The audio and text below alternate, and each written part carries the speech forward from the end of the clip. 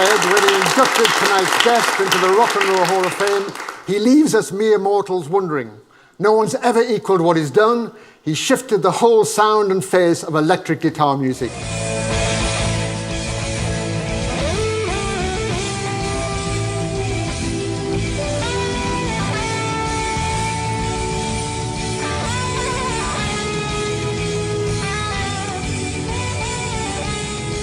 Described frequently as the guitarist, he's been inducted into the US Rock and Roll Hall of Fame twice. He's a BAFTA winner and an 8-time Grammy winner. But in his own words, I'm an awkward son of a bitch when it comes to doing the expected.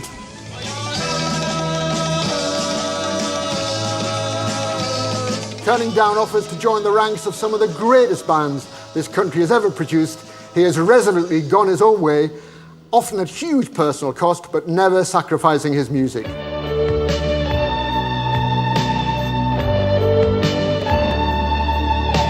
Britain has produced some of the world's most innovative and brilliant guitar heroes. Eric Clapton, Jimmy Page, Dave Gilmour, and Pete Townsend, to name but a few. But in many ways, this guy beats them all.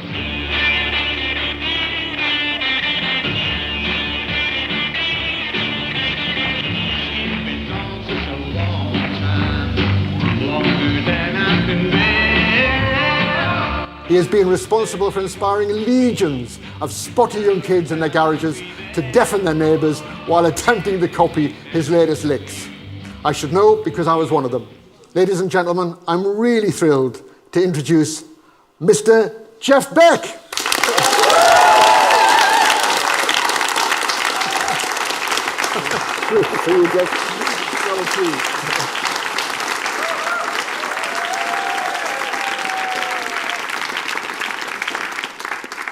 Right, okay, Jeff, I'm going to take you right back to where you were born, which was suburban Surrey. You were born 24th of June 1944.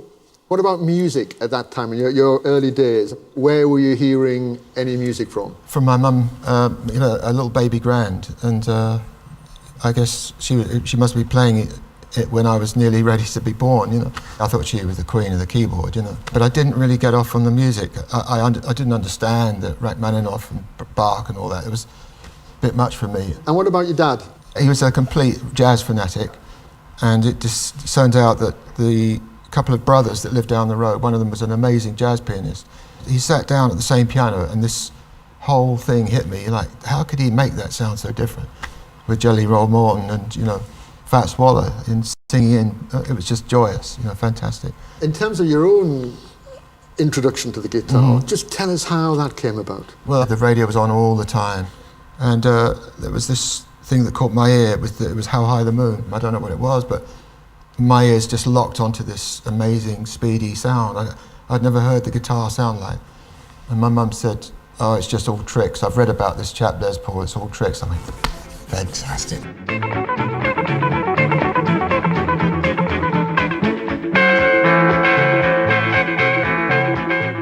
It thrilled me, I don't know what it was. When she said electric guitar, then it triggered something in my head. You plug it in the wall and it lights up.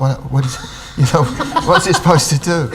So in terms of the first guitar you ever managed to get your hands on, you experimented with kind of strings over a piece of wood and rubber bands between. The piano was the first big, main toy that I had. And the best thing was sneaking into the music room with the piano and lifting the lid and just I didn't get off on the sound of the keys. They didn't feel right. Didn't do it for you. I wanted to hear the actual. When I saw what the hammer did, I thought, right, I'll do that, thank you. And then I used to put one foot round somehow on the sustain pedal and then twang like the guitar. But it was magical sound. It's a big guitar. It's got a lot. Yeah. But it echoes in the frame, and I just found that magical. It's harp-like. We could stroke your fingers over the strings rather. That really probably was the germ that got my ear tuned to the guitar. Brilliant. So tell me how you got your first guitar. Oh my God, okay, it was a piece of fence post, a bit of moulding. I think it was a piece of picture frame moulding for the neck. And then I found some scraps of plywood, just a very thin 1/8 ply. And it was just one thickness. I thought, no, that's not right.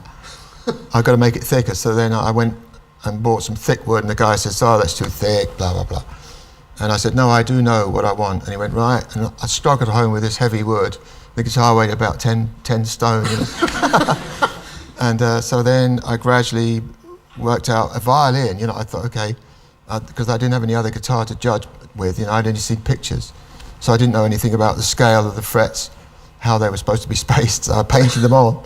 They were just painted on like white lines on this piece of moulding thing. What did it sound like? Terrible. No, it's just appalling, you know. But it looked good, you know, and I just felt that was my instrument, you know. But when you got your first real guitar, one guitar lesson, was it? I thought you had to have a lesson. Yeah. You know, you weren't going to get anywhere without it. And this, I'd already learned how to play Chet Atkins. Right. You know, like, well, I'd done this stuff. Just a quick thing.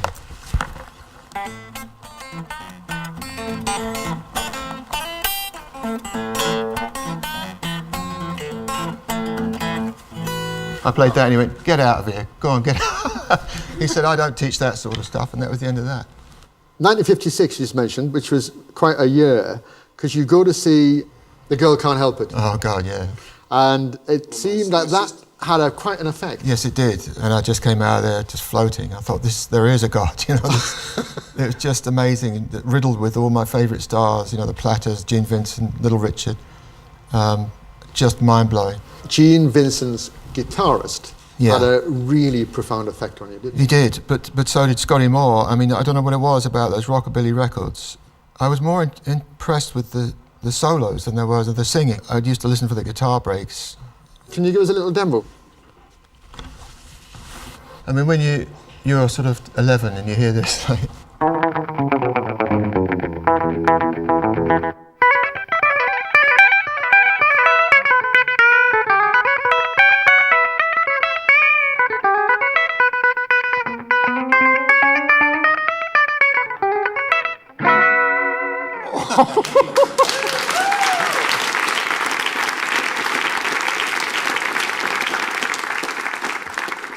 I read that the Sunburst Fender Stratocaster Yeah. caught your eye. That's right. Me and my close buddy at school, we ventured up to London. You know, we just barely had the train fare. And we said to the guy at the station, where are all the guitars? We had no idea where we were going. He said, Charing Cross Road, number 24 bus. We're wiping the sort of moisture off the inside of the window. I went, I've just seen God. There was a red Strat hanging in the window and a Telecaster of Jennings Musical Industries. And I just didn't care who was there. I just picked up one and started playing it. And I put my foot up on the amp and he went, get out of this shop. But now they make my own guitar. They give me my own Fender. Hello, boys. Jeff, there was a kind of succession of bands. The Bandits, Deltones, Wow. Night Shift. You've been scraping around. Yeah, yeah. And then, of course, the Tritons. Yeah. I went to Eel Pie, and that's when things really started to motor, because Eel Pie was a big leap, you know. What was it like at that time, Jeff? Just give us a little picture of, you know, Well- I mean, why Thames Valley, West London? Why there? It's funny because Jimmy Page used to live in Epsom, and I was in Wallington, and Eric was in Ripley. So a sort of like 20-minute bus ride, you could have reached all three of us. It was called the Surrey Delta. We got the Surrey Delta. All I kept hearing about was Eric Clapton, Jimmy Page. And sister came home, she said, there's a weird guy with a weird guitar like yours. I went, where is he? You know, and it's Jim. So we struck up a friendship way back. But he was lucky, he got the breaks, he got the TV and the sessions. Yeah. So I kept tabs with what he was doing. I even ran him to sessions. He never paid me for the petrol or anything like that. Part of this kind of blues explosion, there's a band who are making real noises called the Yardbirds. Yeah. And their featured guitarist is a young Eric Clapton. Yeah. And Eric decides to leave. Yeah. To pursue blues. And how did you hear that there was an opportunity there with the Yardbirds? Well, Jeff? Jim. From Jimmy Page. He asked me over, and he played 5 long years by the Yardbirds.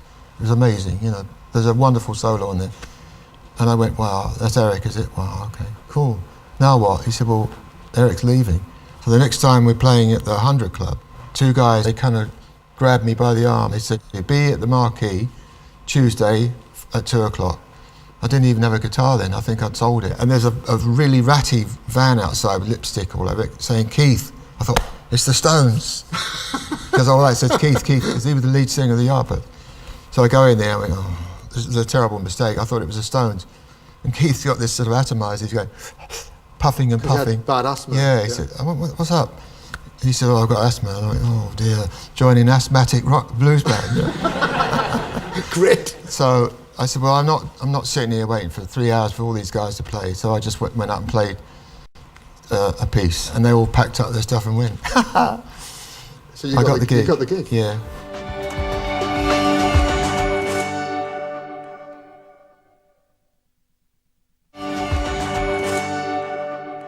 Jeff, you're kind of thrown into this amazing scene and a band, the Yardbirds, that just seem to have an endless stream of hit records. There's one I just want to talk about, and that's Heart Full of Soul. Mm-hmm. You really push the envelope when it comes to different sounds and using music from different genres. And I believe that one of the ideas was possibly to get a sitar player. Yeah, they had this sitar player in there, and they asked him to play a 4/4 time. And he wasn't getting it. It was like some sort of 21 3/4 time signature. And I said, no, like, I can't do it properly on this. The figure is this.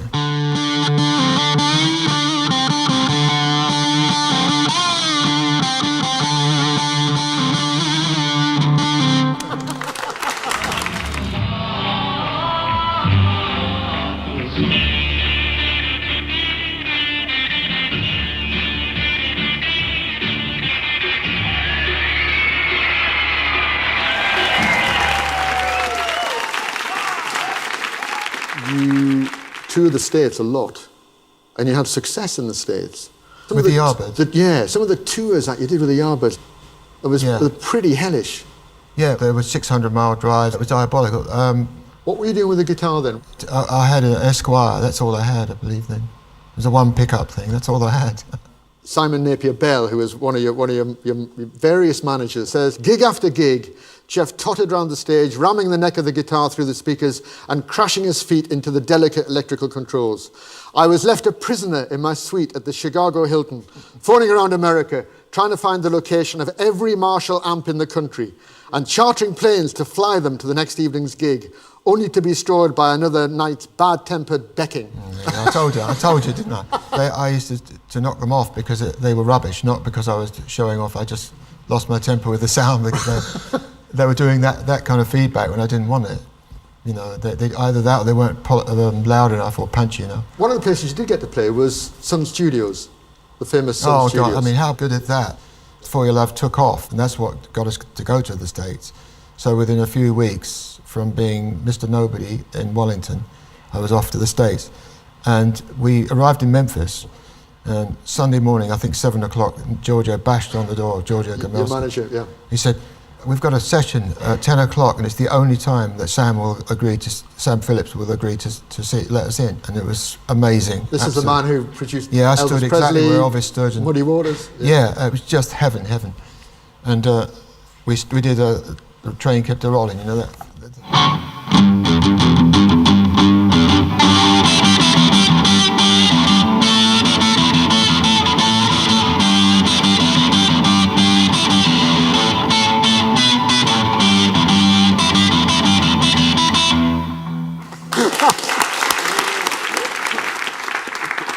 It was a magical time. I mean, we couldn't believe how quiet he played the playback. And he said, I ain't gonna blow my speakers up for you. He said, I'm gonna make you a acetate. You could take it back to your motel and blow your heads off. And that's exactly what I did. I went back there, turned it up full. It sounded like perfect, amazing. The lovely drums and big bass. And I mean, what a thing, from being in Croydon 1 minute and then Chess as well. Then Chess Studios. Recording at Chess. We did that.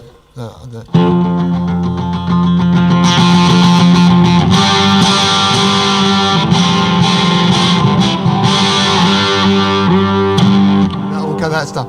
Shapes of things, in case you didn't guess. One of the most remarkable things happened towards the end of the Yardbirds, which was your old mucker, Jimmy Page, comes on board with a lineup which was, you know, at the time, for anybody who was into that kind of music, just completely mind-blowing. Well, what happened was the bass player decided he didn't want to go on any longer, Samuel Smith. He was the backbone of the band. He was one of these guys that gave such depth by playing 4-string chords and letting them ring on, you know, like sound like a sort of like earthquake going on. This is Paul Samuelson. Yeah. It could have been a fatal blow. Well, they said, what are we going to do? I said, well, Jimmy Page. And I was always trying to push to get my best mate in the band, you know. It was an absolute disaster because he can't play the bass for Toffee, Jimmy. He can't. It was like all over the place, you know, 4 fat strings instead of 6 thin ones, you know, it's a different whole ballgame. And I said, listen, tomorrow night you're on lead, double lead, it doesn't matter with, you know, bollocks to the bass. And Chris was better on bass than Jimmy, so then I shot myself in the foot because I had to put up with him going all over the place when I was trying to solo. What a lineup. No, I mean, was. Jeff Beck and Jimmy Page in the Yardbirds. Yeah,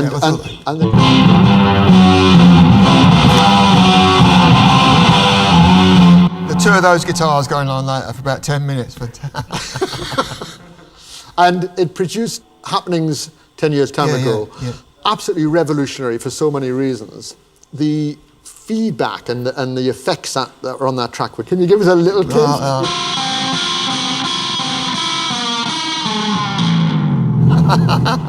That was supposed to be a police siren going on.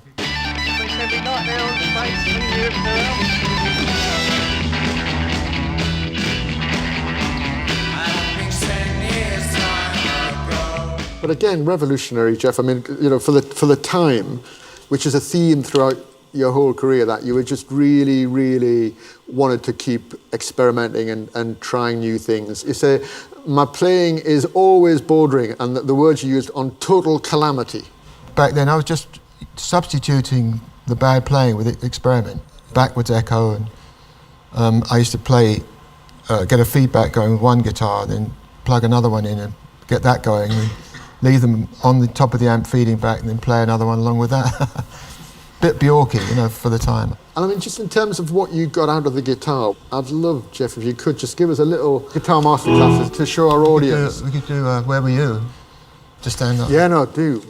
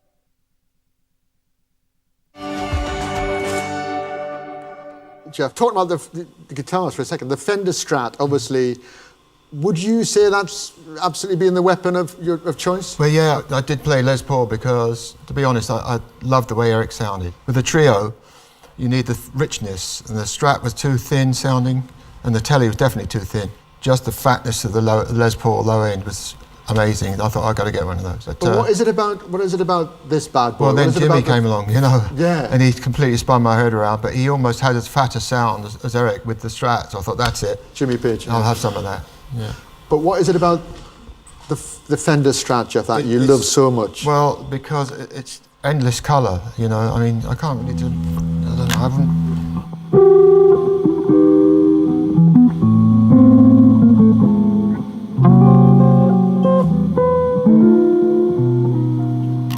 to this thing.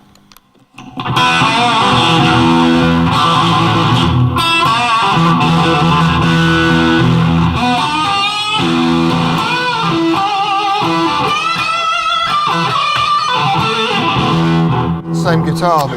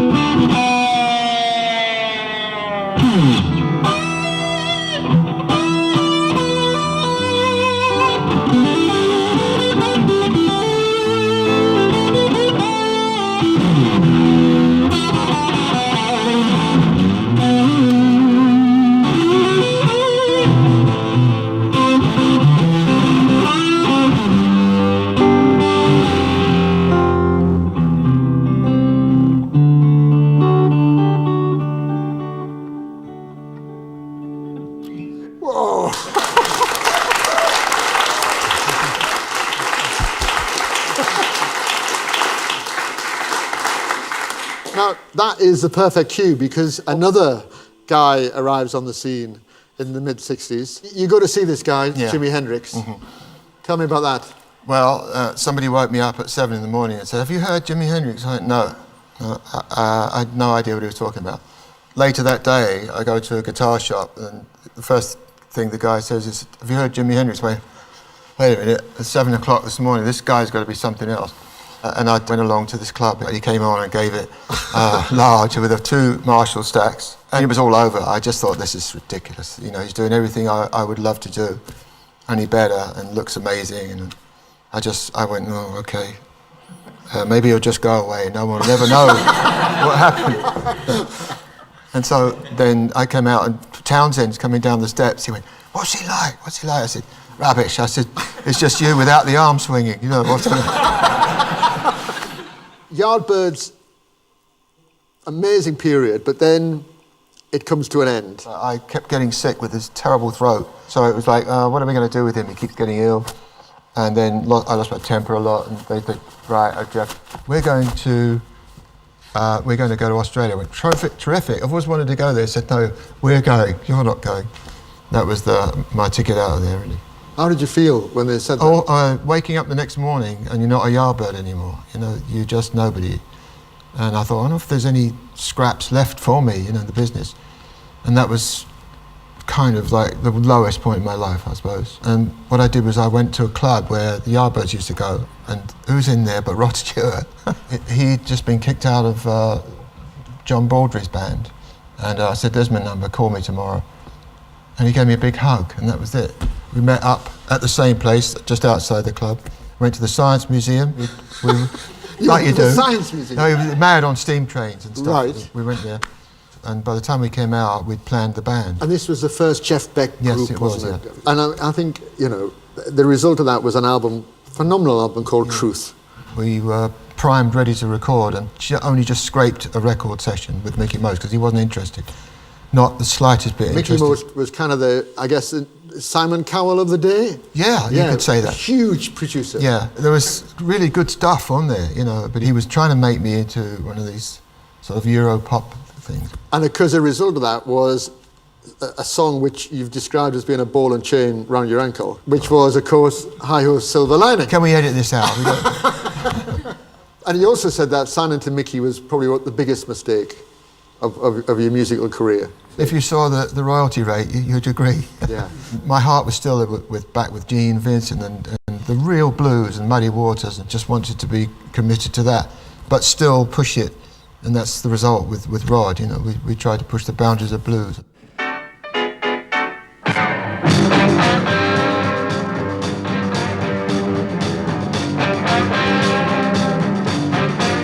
I've woken up on mornings such as this, and thought exactly the same as I'm thinking now.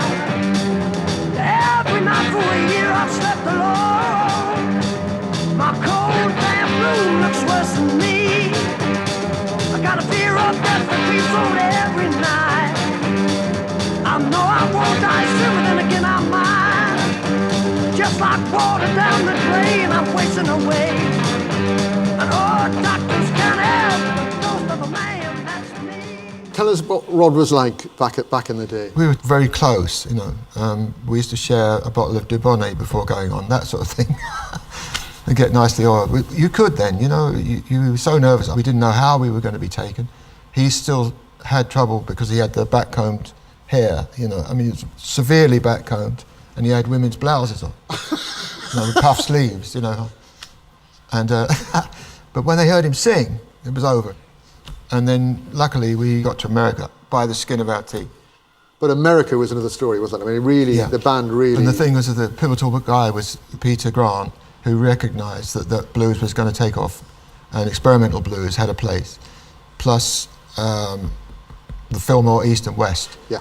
were bookends to America, really. And interesting, you talk about Peter Grant. Peter Grant famously, of course, went on to manage Led Zeppelin. Yeah. I'm really curious to know how you feel about this, because obviously, with that band with Rod Stewart, there's talk of Jimmy actually stalking you at gigs and watching what was going did. on. He and flew Peter out. Grant obviously was there, Yeah. very omnipresent. Yeah. And then next thing is Led Zeppelin happened. Well, I tell you what happened. We had just embarked on a second album tour in '69, and we played the Spectrum, Philadelphia. And Peter had told Jimmy, watch out, Beck's really taking off over there. So Jimmy's not going to sit back without having an investigation. And he turned up to the Spectrum, and we were on fire that night. And then several weeks later, we were in the Americana Hotel, and there was a little record player there and a demo. And Jimmy wasn't there, but Pete said, do you want to hear this? And he played it, and I said, well, that's the Truth album, isn't it, virtually? And he said, no, it's Jimmy's album. What do you think? I went, well, I'm very flattered, because half the songs are the same kind of treatment, you know, the same songs. And the interesting thing for me is that sort of music you were playing was revolutionary. And I think the Truth album kind of summed it all up. Where was Truth recorded? Here. But it was recorded at Abbey Road. Yeah. Talking about Abbey Road, one of the, again, turning points in your career, Jeff, was recording a Beatles song and actually having an album produced by Oh my God, yeah. the incredible George Martin. Yeah. And that song was A Day in the Life. Yeah. And I think if Jeff could play that for us here in Abbey Road, we could probably all go home very, very happy. I'll try. There's no orchestra, there's a 40-piece orchestra on it, and so you'll have to imagine that. But my good friend Nicholas, who's 20 times better than I am, is going to help out.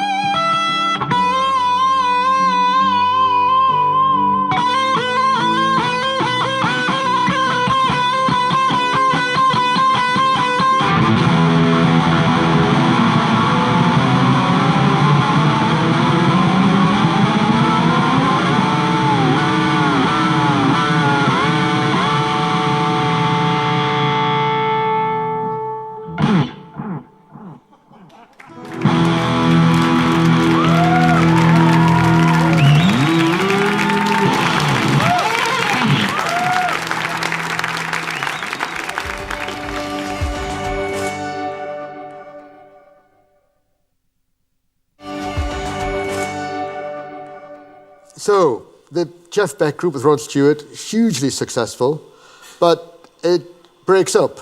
How did it fall apart? I had a car crash, but in '69, it was sad, very sad, to wake up in hospital with your face out here and the back gone out, and then somebody threw the Melody Maker on the bed, and it was Rod Stewart joined the Faces. That was horrible. So a pretty rough year. I sort of rose from the ashes a bit. So John McLaughlin came along. John McLaughlin, I mean, extraordinary. How would you describe him? I mean, it's not jazz. I mean, he's given more music. I mean, it's Mahavishnu Orchestra. Yeah, Mahavishnu was like nothing ever before.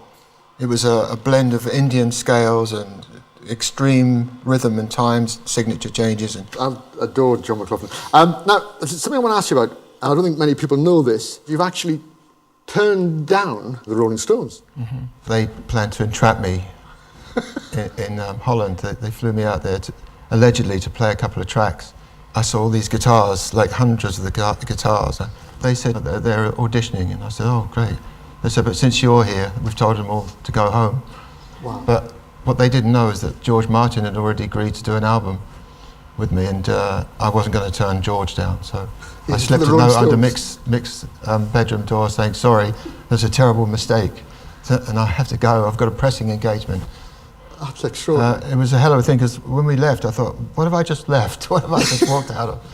But then George came up with this career-breaking album for me, you know. There's obviously no hard feeling, because you've played with him since. Well, Mick's been great to me. I mean, whenever there's a chance, like he rose me into these things like the White House in front of the president. Thanks very much, Mick. You know. And you've gone on, Jeff, to play with some of the most incredible people. Let's talk about the men first, some of the guys that you've collaborated with. I'm just going to rattle through this. Mick Jagger, Donovan, Morrissey, Robert Plant, Malcolm McLaren, John Bon Jovi, Buddy Guy, Spinal Tap, Roger Waters, Seal, Jan Hammer, George Martin, Brian May, ZZ Top, Jules Holland, Stevie Ray Vaughan, Joe Cocker, Les Paul, Nile Rodgers, Jimmy Page, David Bowie, Paul McCartney, Scotty Moore, Sly Stone, John McLaughlin, Sting, Stanley Clarke, supported the Beatles and the Stones, Stevie Wonder. What can you say?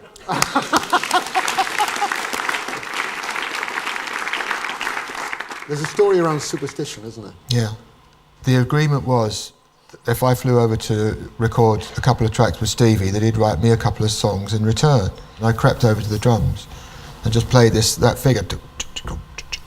That's the only thing I could really play. He said, what's that groove? I said, oh, it's me, it's not a drummer, it's Jeff.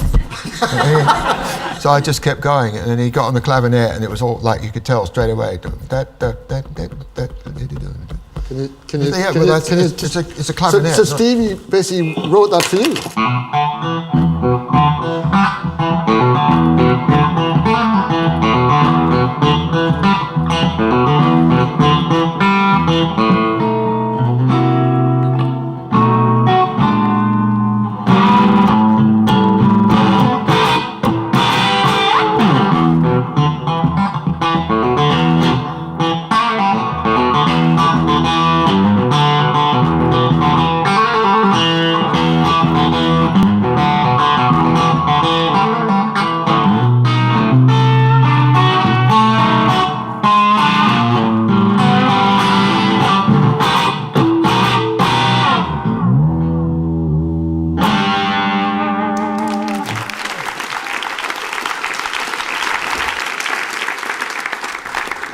When we did our version, BBA did a version, they wouldn't let me put it out until Berry Gordy had put his out. But it was his biggest hit ever.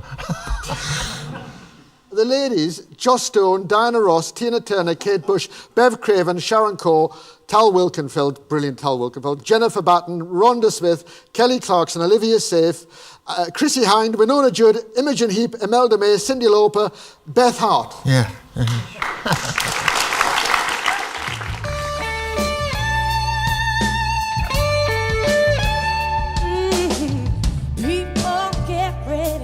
There's a train joining, picking up passengers from coast to coast.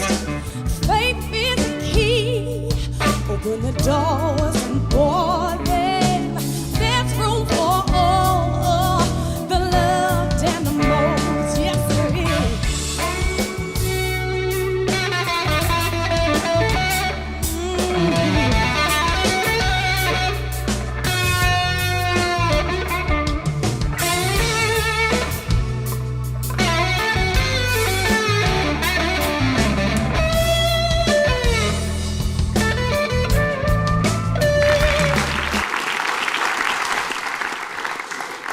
2009, Jeff, you're inducted into the US Rock and Roll Hall of Fame. Yeah.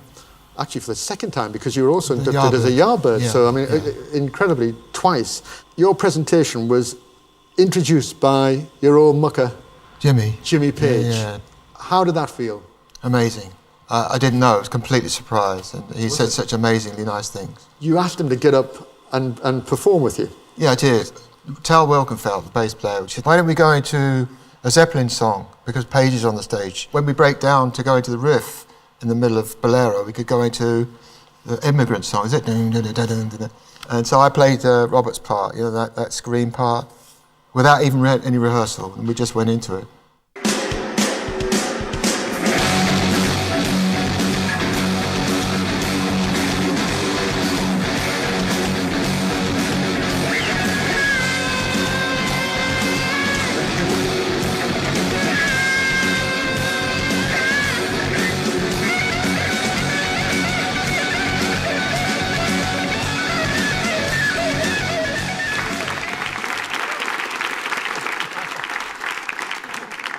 Okay, we've come to the point in the programme where I'm going to throw over to our music students and our audience to ask Jeff whatever you like. So have we got anybody to just kick off the proceedings? Hi, I'm Jake, I'm a songwriter.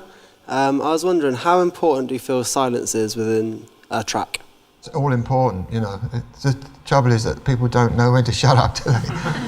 I heard it through the grapevine. That is a gold dust piece of music, just without any backing at all. And all those gaps and the way he phrases is just delightful. Yeah, silence is gold. Next question, please. Hi, I'm Ed. I've been playing drums for about 20 years. I was wondering if you've ever battled with confidence, and if so, how you've dealt with it and whether it's got easier over time. No, I've never got over, no, I'm not confident at all. It's I don't know, I mean, I have to keep telling myself that's what happens to actors in live plays where they literally throw up before they go on. You know, I didn't do that today, but because of the way that you beautifully conducted this. Thank made you. me feel comfortable. You get people like Jennifer who can help you get over that. Jennifer Batten, affirmations and all that. And I used to go to sleep listen to a tape of her talking, saying that you don't have to feel negative, just think of the good things. And to have that, one of the band members tell you how to control nerves, you know, it's amazing. Next question. Hi, Jeff. I'm Harry. I'm an artist manager and a teacher. Do you think Rob Reiner based the character of Nigel Tufnell from Spinal Tap on you? Yeah, you got the hair right, didn't you? Apparently not. I said to him, you must have been studying me. What did you think when you saw the film? I loved it immediately. We took a bottle of champers with us and hid that between the seats and went, right, bring it on. And it started and we started laughing. And then everybody else in the audience was going, shh, don't you know this is deadly serious? And we went, oh. And then when the pods wouldn't open, I went, oh. Brilliant. Right, Jeff, we've come to the section of the show called Single File. I'm going to ask you a single sentence question. You've got to try and answer it with a single sentence answer. We've talked about collaborations. A single artist you're yet to actually perform with? Well, I love Prince. I mean, I always thought that would be a pretty tasty sort of partnership. Marvin Gaye, I would have loved to play with Marvin Gaye, just to the melodies. And we're doing a Brian Wilson tour later in the year, so one of my idols from the 60s, the backdrop, all that Pet Sounds and stuff, and we're going to be on the same stage together. So that'll be really another goal. Of all the albums you've done, Jeff, what's your single favourite? I suppose people like the Blow by Blow album, but it's impossible to narrow that down. I mean, there's one or two solos that are quite nifty. Single event which changed your life forever? Being in a music shop when I was just noodling away on my own in lunch hour for my job I was at, and this guy came in and said, if you'd like to play in my band, here's my card. And he was a right sort of northern character that played sort of like bar lounge stuff, but it was a start, you know, but it actually changed my life, it did.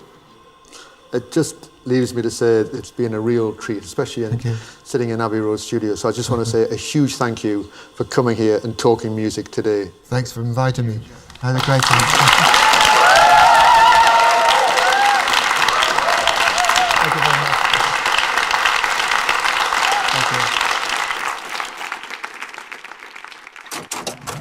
More Jeff Beck to come as he takes to the stage at Ronnie Scott's, joined by his former Yardbirds bandmate Eric Clapton and the singer Joss Stone. It's brand new after the break. More Talks Music same time next week when Malcolm meets Nile Rodgers.